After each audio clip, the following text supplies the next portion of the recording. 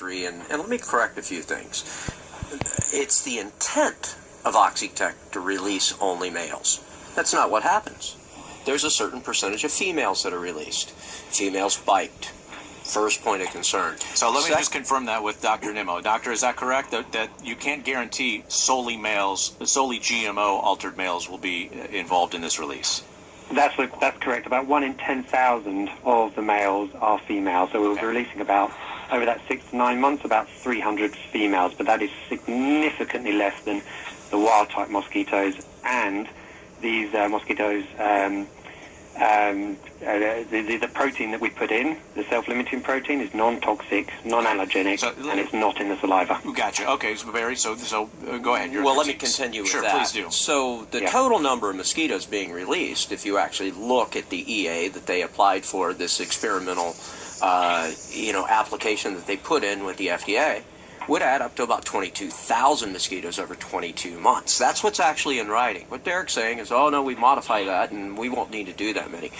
That's a big difference, but what's in writing is what I'm telling you. Right. So what you're saying is the experiment would add 22,000 mosquitoes to the population. 22 million. 22 million mosquitoes over the course of the 9-month experimentation. Right. So when we talk about 1 in 10,000, now you've got a much more significant number of females getting released. Now, the second part that we need to correct is all the offspring don't die. There's a percentage.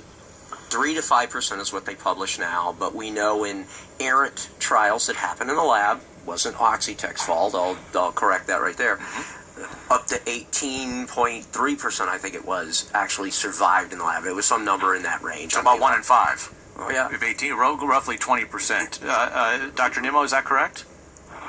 That was an errant trial, as Barry pointed out. So that was where there was slight tetracycline contamination. So the result without tetracycline is 3 to 5%. Now, what most people don't understand is all your pet food is heavily laden with tetracycline.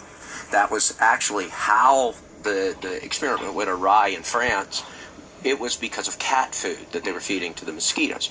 So now you take, if you know the keys very well, there's a lot of wild cats and a lot of people that feed those wild cats, so the dishes are just outside. There's all kinds of things that go on in terms of cat food pollution of water that exists, and it's standing water.